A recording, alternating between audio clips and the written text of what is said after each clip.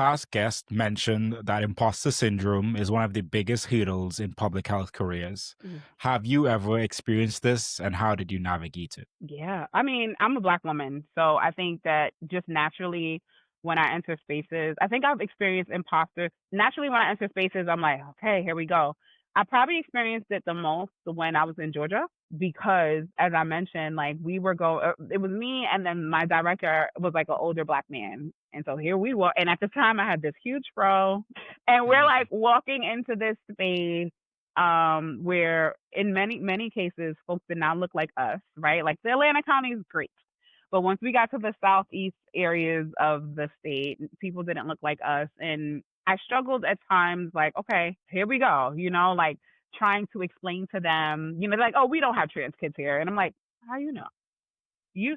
I don't feel comfortable here, so I know that trans young person certainly don't feel comfortable in your school. And explaining to them, kind of like what we talked about earlier, like sex ed, human growth. I would package it as human growth and development because that is Mhm. what it is. And just having those conversations with those people and just kind of getting them to maybe not completely agree with me, but understand. I think I also probably experienced imposter syndrome when I first started doing trainings first started doing trainings with GCAP in the beginning, because again, I'm in a room with all health educators, some folks who've been teaching 20 plus years, and here I am like, no, you need, instead of saying boy's penis, you need to say people with a penis. And they're like, girl, like I've been teaching for 25 years. I'm not saying people with penises. Like that's stupid.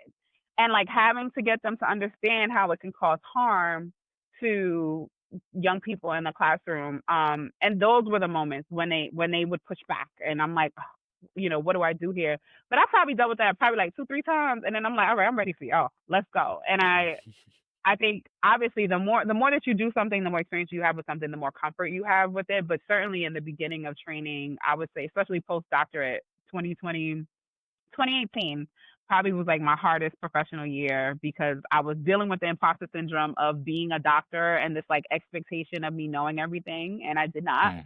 And also navigating, convincing these very Southern Bible Belt people that this work matters and it is life changing for some of the young people that they may encounter. Well, I appreciate those insights and definitely think is important, especially I feel like in nowadays to be able to find the similarities with people that are different or view things differently and kind of help them to see why what you're sharing is important and how they can pull importance from that as well. And it's a skill that I think is needed to be developed more everywhere right now. But Mhm. I'll say, yeah. Mhm. For sure.